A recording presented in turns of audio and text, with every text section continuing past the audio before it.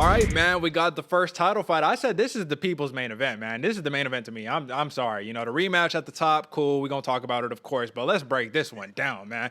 Deuce de Guerra, Deiveson Figueiredo opens up as a minus 240 favorite against the baby assassin Brandon Moreno. How are you a minus 240 favorite when your last title fight was so close? Now, I can see how some people can argue, oh, well, you know, Deiveson Figueiredo would have won very easily if it wasn't for that point that was deducted you know, when he hit a full blast teep kick to the nuts on Brandon Moreno, man, like full blast, man. So like I can totally understand and I can sympathize with that. And I'll tell you what, man, when I was doing my own assessments, part of me says I just don't see how a man like Figueiredo, who is an absolute killer in the cage, how he would lose his title so early in this run. You know what I mean? But with that being said, it doesn't matter, you know, what I think or whatnot. What matters is what happens in the cage. So their last fight, man, let's just do a little bit of recap. AJ, give me. I already know what my score is off the top. I already understand who won what round in my personal opinion. But I just want off the top of your head, AJ, who won that fight to you? Oh, that's a hard question, man. I was actually watching this fight back, thinking the exact same thing, and I definitely think both fighters had their instances. But if the point deduction wasn't there, I'd have given it to Figueiredo. I'd have given it to Figueiredo. Don't get me wrong, Moreno had the chances. He had his times where he had, you know, Figueiredo backed up, hurt, and he'd had Figueiredo in these positions. We've never seen anybody have him. We've never seen Figueiredo stress, or at the same point, we've never seen Deiveson Figueiredo hit somebody and they take it. Yeah. Don't get me wrong, Moreno got caught a couple times and he was on some wobbly feet in the first and the second, so it was there. But it just proved the Mexican warrior heart is strong in that one. And, man, he's coming back. You know, he's coming back for blood. He gets a little bit of pressure on him. He's going for it. It was a good fight. But if I had to choose, I would say Figueiredo won.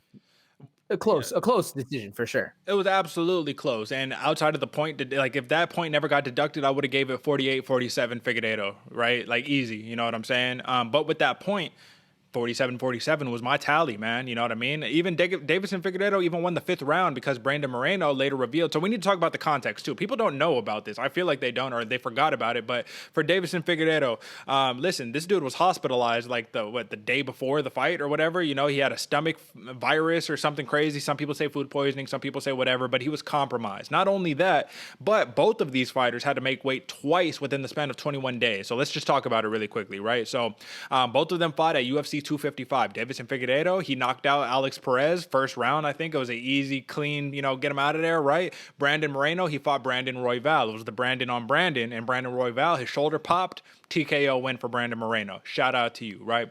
However, we had a couple of, you know, people pulling out of fights. The UFC 256 main card got decimated with the fighter withdrawals. So what happens? Deuce de Guerra says, well, I could step in. Brandon Moreno says, yeah, me too. You know what I'm saying? What do? They scrapped and they produced one of the greatest fights of the year, arguably, right, on 21 days notice, man. So with that being said, I personally believe this, AJ. I personally believe that in that first fight, as great as it was, as much of a fight of the year performance as it was, neither of those fighters were at 100%. We didn't get to see nearly, like, that was the tip of the iceberg in terms of what these two can do in that cage, I personally believe. So with that being said, last piece of context, Brandon Moreno said in the 5th round of his fight, and his lead arm, his jab arm, which he was jabbing Figueiredo all up and down, you know what I'm saying, the cage, he suffered a shoulder injury and he couldn't really throw. And Joe Rogan just kept saying, I think his arm's broken, you know what I mean? Like, this dude's he's not throwing, and he was kind of right, you know what I mean? Not really, but kind of right. Brandon Moreno was compromised in that 5th round. So who's to say that Brandon Moreno couldn't have squeaked out that 5th round if he was fully healthy? I don't want to play what ifs. I just wanted to give the context of the first matchup. Now we're here, and we're going to find out on Saturday really who is the better man. I'm going to say this before we start, AJ. I'm calling it right now. I could totally be proven wrong, and I will eat crow if I need to. But I think that this has the makings of a trilogy type fight. This is a Arturo Gotti versus Mickey Ward type situation, nutshot included, because I think Gotti got a point taken away for nutshot and Mickey Ward. But with that being said, I think that this is going to be that caliber. I think that If you can understand the flow of logic, folks, I think you know who I'm rolling with tonight. But I think that this is going to be one of those contests, man, where it's going to be John Jones, DC. You know what I mean? It's going to be a situation like that. So all my personal stuff aside, AJ, let's talk about the big measurables that are different. There's only a couple of things here, right? Brandon Moreno enjoys a 70-inch reach. That's 2-inch advantage on Deiveson Figueiredo. Striking accuracy. Figueiredo lands bombs, right? Those power in all of his shots. Did you know he has the highest accuracy out of all the flyweights actively in the division? 56% accuracy, throwing or landing 3.3 significant strikes per minute. Now, for comparison, Brandon Moreno 3.41 significant strikes per minute at a 38% clip. With that being said, man, Figueiredo, when he hits you, he lands. When he lands, generally speaking, you go to sleep, man. Who has the edge in this matchup, man? Who's living in whose head rent free? You know what I mean? Someone's got to have a psychological advantage in this fight. I kind of think Moreno's living in the head of Figueiredo right now. It's just because Figueiredo, when he usually touches everyone else in the division, they go to sleep. Now, it might have been the weight cut, but at the same point, Moreno had the exact same weight cut, and that could have been why he was getting rocked early in the first and second round. But if I had to guess, I think Moreno's living nicely. He's got his shoes on the couch in the champ's head, and it's kind of a more so a feeling of like, how did I not put this dude away? I know I'm bigger than him. I know I'm stronger than him. I hurt him. Why didn't I put him away? Now, that might not be the case. And, they could be, Deiveson Figueiredo could be living in Moreno's head. But I definitely think Moreno's the one with just at least a little bit of advantage. Because technically, he didn't lose the fight. Yeah. So it's kind of a moral victory at the same point that he didn't get finished as well. He didn't technically lose. So it's a hard one. And I know draws are like kissing your cousin. Nobody wants to do it. So it's a kind of a here nor there statement. But I think Moreno's got the little bit of at least a psychological edge on that. As far as the stats, the tangibles, I think Deiveson Figueiredo, he's got the strength advantage. Moreno has kind of the grit just strictly off the Mexican heart. But don't get me wrong, Figueiredo has that exact same grit going forward. He's dirty. He's mean. Like I said before in the last fight, he's the heel. He's the dude that's playing the heel. He's that bad boy, and I love to see it fight. So, yeah, a long convoluted answer, Derek. But I'm going Moreno with the advantage, at least as far as mental aspect. Who are you giving it to? I definitely have to agree, man. And let me hit on that point that you had made about the draws, right? Nobody wants to do it, and because of that reason, it was actually the fourth draw in UFC championship history. So there's only 4 of all time, right? And it's the first one since T. Wood versus Wonderboy Thompson, their first fight. It's the first championship draw since then, man. And that was some years ago. You know what I'm saying? So it's gonna be interesting, man. I definitely think Brandon Moreno, he was not nearly expected to have the type of performance that he had, and I don't think he was expected to really stand a chance against Figueiredo, who was just absolutely mauling everybody. I mean, you destroyed Joseph Benavidez twice, and then you go and knock out Alex Perez. It was like there's nobody left for him. He's supposed to run through Moreno, and then Moreno puts on that performance. You know what I'm saying? I think that Figueiredo is probably like, when you saw him cry because he got the draw and he got to keep the belt, I think that he may have thought like, I could fucking lose this fight, bro. You know what I mean? So I definitely think that he's going to be coming out to prove a point. And with that being said, man, sometimes you go out there and you try to prove a point and you put yourself out of position and you're not flowing, you're not loose, you're not you, because you're out there and you're too dedicated to a specific plan. Now, AJ, I'm going to be honest with you. I do think that Moreno has an edge here. And I think he's going to, this is my hope. This is if I was his coach, and I don't know shit, but if I was his coach, I would be like, you know what? One thing that you need to double down on, because you had much more success than anyone thought, Brandon Moreno needs to double down on the wrestling, man. He was able to just take down Figueiredo anytime that he wanted to. It felt like he was having so much success on the feet. He was just like, nah, no need. But when he won, like those takedowns that he got in the second round, I believe in the fourth round, arguably are the reason why that fight went to a draw. It's because he was able to control. And there was one round, I think it was round 3 or whatever, where Figueiredo landed a takedown on Moreno and won the fight off the takedown, right? So it's like whoever can control where the fight takes place, you're going to control the fight, man. Neither of these fighters have been finished in their career. All of their losses have been via decision, and we can say the same for Adesanya versus Vettori. So that's what makes these title fights really special, man.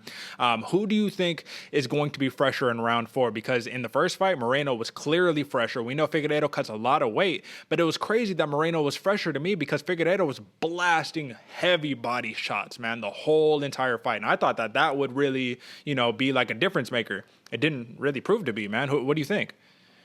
I think Figueiredo, the champ's, going to be a little fresher going in. I just from off of what I saw in the last fight, it's exactly that. He kind of was more so looks lost and not really tired. If you understand what I'm saying, he looked like kind of confused that what he's used to doing wasn't happening, and it's kind of getting in his head a little mental game. He didn't look exhausted. He just looked lost, if that makes sense. Who would you give it to? I'm going baby assassin. And the reason why is because, like I said, it's that entire situation of he's not throwing 100% on his shots. You know what I mean? He's Nate Diaz in kind of his situation. He's throwing a lot of volume, hitting you with a lot of jabs, and he might throw the real power on the big counter shot or whatever, but he's never going full blast how Figueiredo is going full blast everything. You notice Figueiredo, part of the reason why he can compensate and go full blast is because he keeps his hands really low, right? So you don't got to sit there, go full blast, and then keep your hands up like this for, 15 minutes, 25 minutes or whatever. That's just grueling. You know what I mean? Nobody wants to do that. So I think that Brandon Moreno is going to be the fresher fighter. However, it just depends on the wrestling, because if you can tire yourself out with the wrestling, you're probably going to tire out your opponent with the wrestling as well, as long as you're successful on your shots. But I think this is going to be another fight of the night situation. Like I said, I already said it previously. I think this has got trilogy written all over it, man. I'm just expecting crazy, crazy fight. And I'm still confused with these odds, man. How are you a plus 200 underdog? This is just a live dog to me. This is an underdog who has every opportunity to win the fight. I think that he's going to be very motivated because he sniffed becoming the first full-blood Mexican champion in UFC history. He sniffed it. And you get that little taste, he's going to be salivating at the mouth, man. He's going to be ready to go. However, Deuce de Guerra, this dude does a little mean mug when he's in the cage. His lips twitching and shit. The dude's a little off, man. This is why I keep going back and forth. This is a toss-up to me. So with that being said, AJ, let me give the last statistics before we give our pick. Deuce de Guerra, BJJ black belt, most finishes in the flyweight division with 7, most submissions in the flyweight division with 3, second most wins at flyweight with 9, second longest win streak at flyweight with 5. However, Brandon Moreno, longest average fight time in the flyweight division. So this dude is there for a while, right? 14 minutes and 9 seconds. Third most significant strikes landed at flyweight with 482, and he's tied for the second most takedowns at flyweight with 19. Who are you picking and why? Oh, Derek, I'm going with the champ Figueiredo, my man. I definitely think he learned a lesson from last time. The cut's going to be a little bit better. He's going to come in with that heat, that bad boy attitude. I think it's going to be a lot of fun. But don't get me wrong, this one's actually a toss-up for me. I literally, before I wrote this down, I was writing down that Brandon Moreno was going to win. So I definitely think he could get it done. He proved all of us wrong. He proved that he deserves to be in the fight. Moreno is a true dog, and that plus 200 underdog status is absolutely mind-blowing. He could easily win this fight. And this one's a toss-up to me. But for me, I'm going Figueiredo. I'm going with the champ, and I'm going by decision. Who you got? Okay, well, I'm going to go Brandon, the baby assassin Moreno. And the reason why is clearly all of the things that I just outlined previously. But this was a little reminiscent to me to when Tyson Fury fought Deontay Wilder the first time. And in the 12th round, Fury, got up like the Undertaker, you know what I mean, after being knocked out, and then won the round by walking Deontay Wilder down. And then it's like this light bulb clicked, or light bulbs, went on, and he was all like, oh, that's how I fight that dude. Got it. Makes sense, right? I think that Moreno found a couple of holes in the game of Figueiredo, and I think he's going to be looking to exploit. I think he's going to be able to review the tape, man, and really sit there and go and get it. I think his manager is Jason House, man, and Jason House has got like a roster of killers underneath him right now. So he's got a good surrounding, a good environment around him, man, people who are allowing him to flourish. It's not like he's coming from some raggedy camp or anything like that, man. So it'll be a good one. I'm going the baby assassin, decision victory, and new, man. It's going to be a banger. Last time I picked and new, I was right. Those are the Rose Namajunas one, but let's see if lightning can strike twice, my man.